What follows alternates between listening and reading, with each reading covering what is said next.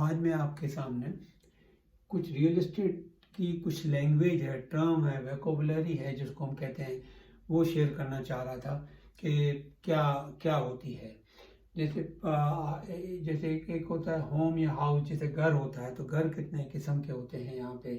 तो जैसे एक होता है सिंगल फैमिली हाउस, यानी एक अलग से घर बना हुआ होता है जिसके साथ दूसरा घर अटैच नहीं होता है, उसको कहते हैं सिंगल फैमिली हाउस। ड्यूप्लेक्स कहते हैं कि एक दो घर बने होते हैं लेकिन इनकी बीच की दीवार एक होती है, तो इसको कहते हैं ड्यूप्लेक्स। और कॉन्डो कहते हैं जैसे एक घर होता है इसमें 4 5 8 10 घर लैंड में बने होते हैं तो उसको कहते हैं कॉन्डो। और वो वहाँ के लोग, रहने वाले जो लोग होते हैं, बाद वक़्त कॉन्डो 100 भी होते हैं घर, 100 घर भी होते हैं, तो वो उसको मैनेज करते हैं बिल्डिंग को पूरा। और उसकी कोई कॉन्डो मंथली फीस होती है जो लोग पे करते हैं। और अब मल्टी फैमिली होता है कि कोई आदमी ओन करता है बिल्डिंग पूरी, जिसमें 20 घर या 30 घर होते हैं, वो उस बिल्डिंग को ओन करता है, वो फिर रेंट पे देता है, उसको कहते हैं मल्टी फैमिली बिल्डिंग।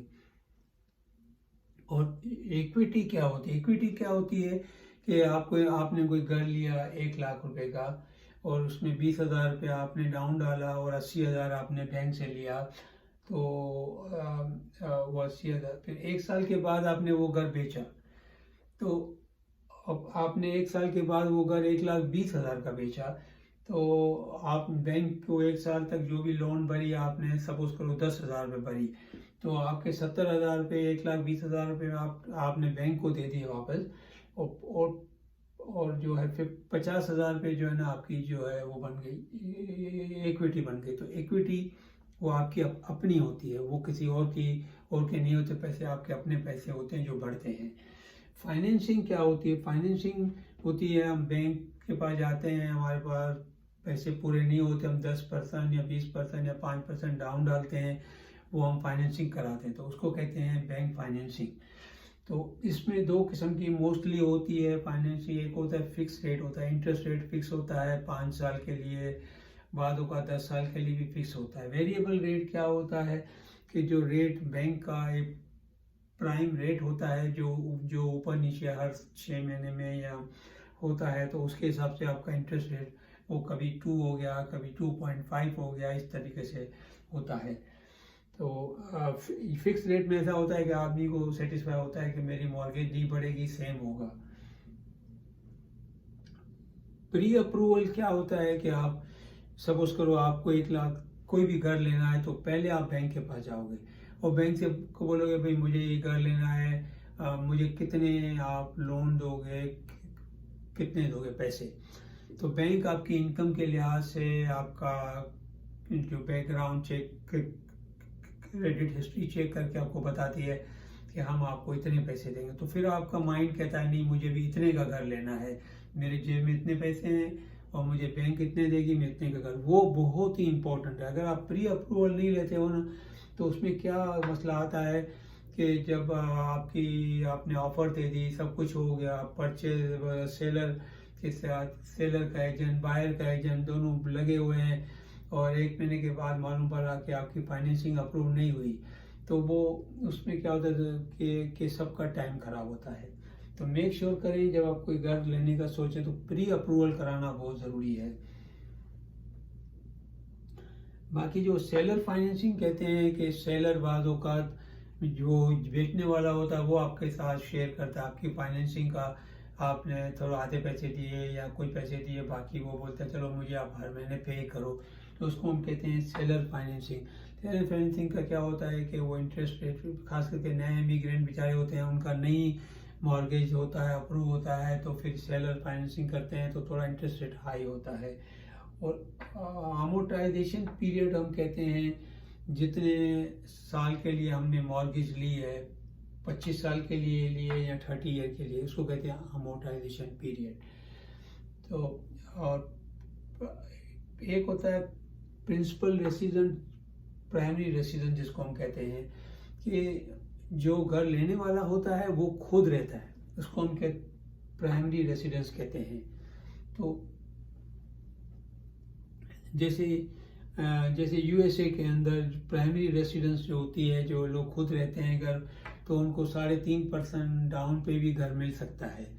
और कनाडा में जो लोग घर में खुद रहते हैं, उनको जो उनका फर्स्ट घर होता है, पहला घर होता है, तो उसको 5% फाइनेंसिंग पे मिल जाता है।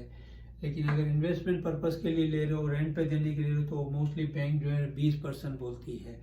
तो 5% जब यहाँ 3.5% जब डाउन डालते हैं, तो गवर्नमेंट की मॉर्गेज होती है, कॉरपोरेशन, वो बैंक को श्योरिटी देती हैं कि भाई हम इस आदमी की श्योरिटी देते हैं।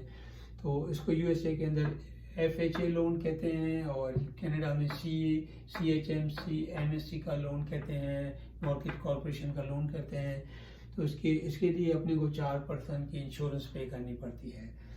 तो कंडीशन क्या होती है कि कंडीशन जो होती है ना, वो जब हम परचेज करने जाते हैं कोई भी घर, या परचेज ऑफर देते हैं, तो हम उसके कंडीशन रखते हैं। मोस्टली जो है ना 3 कंडीशन होती है जो बहुत ही इम्पोर्टेंट होती है। जैसे फाइनेंसिंग का है कि अगर मुझे बैंक ने मुझे पैसे दिए तो मैं घर लूँगा। और इंस्पेक्शन होता है कि मैंने घर का इंस्पेक्शन कराया इंस्पेक्टर के साथ कि घर में कोई डिफेक्ट तो नहीं है, खुदा न खास्ता कोई मसला तो नहीं है, तो उसको कहते हैं इंस्पेक्शन की कंडीशन। एक होती है अप्रेजल की कंडीशन। अप्रेजल की कंडीशन ये होता है कि मैंने अप्रेज करवाया किसी कंपनी से, और उसने बोला नहीं, हाँ इस एरिया में इस घर की वैल्यू के हिसाब से इसकी ये प्राइस है। और बैंक भी अप्रेज करता है कि ये इलाके में इसकी लोन देने से पहले इसकी क्या वैल्यू होनी चाहिए। परचेज प्राइस जो है एक होती है लिस्टिंग प्राइस। एक आदमी ने लिस्ट किया अगर मुझे 1 लाख का बेचना है, तो उसको कहेंगे लिस्टिंग प्राइस।